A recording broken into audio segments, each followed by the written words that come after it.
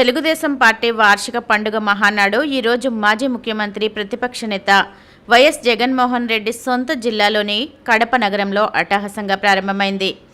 రాష్ట్ర వ్యాప్తంగా పలువురు పార్టీ నేతలు, కార్యకర్తలు కడపకు తరలి వెళ్లారు. టీడీపీ యువనేత, ముఖ్యమంత్రి చంద్రబాబు నాయుడు తనయుడు, రెడ్ బుక్ నిర్వాహకుడు నారా లోకేష్కు పార్టీ పగ్గాలు అప్పగించాలన్న డిమాండ్ నేపథ్యంలో జరుగుతున్న ఈ మహానాడుకు ప్రాధాన్యత ఏర్పడింది. మహానాడులో ఈ మేరకు తీర్మానం చేస్తారా లేదా అన్న చర్చ రాజకీయ వర్గాల్లో కొనసాగుతోంది. మహానాడులో కార్యకర్తే అధినేత, మై టీడీఎఫ్, తెలుగు జాతి విశ్వఖ్యాతి, స్త్రీ శక్తి, సామాజిక న్యాయం, పేదల ప్రగతి, అన్నదాతకు అండ ఇలా మంత్రి నారా లోకేష్ ప్రతిపాదించిన సూపర్ 6 అంశాలపై మహానాడులో చర్చించి తీర్మానాలు చేయనున్నారు. మహానాడులో మొదటి 2 రోజులు ప్రతినిధుల సభగా, 3వ రోజు 2 లక్షల మందితో భారీ బహిరంగ సభ నిర్వహించనున్నారు.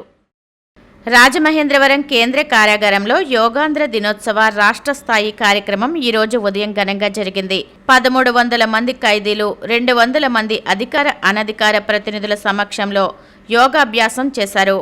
రాష్ట్ర పర్యాటక, సాంస్కృతిక, సినిమాటోగ్రఫీ శాఖ మంత్రి కందుల దుర్గేష్, జిల్లా collector P Prashanti, MLC Somu Veerraju, MLA Battula Balaramakrishna, joint collector S Chinaramudu, central jail superintendent S Rahul, అదనపు SP Ramesh Babu, central jail అధికారులు బి రత్నరాజు, ఆర్ శ్రీనివాసులు తదితరులు పాల్గొన్నారు.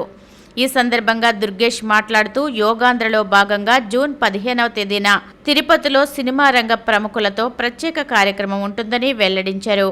గుజరాత్ రాష్ట్రం సూరత్లో 1,23,000 మందితో యోగా సాధన చేసి నెలకొల్పిన రికార్డును అధిగమించాలనే సంకల్పంతో విశాఖపట్నంలో 5 లక్షల మందితో యోగా దినోత్సవం నిర్వహించనున్నట్టు చెప్పారు.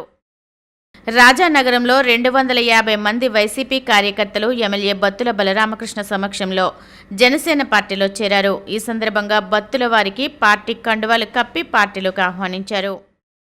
రాజమహేంద్రవరానికి చెందిన సీనియర్ పాత్రికేయుడు పాలపర్తి శ్రీనివాస్ మాతృమూర్తి వరాలమ్మ ఈరోజు తెల్లవారుజామున కన్నుమూశారు.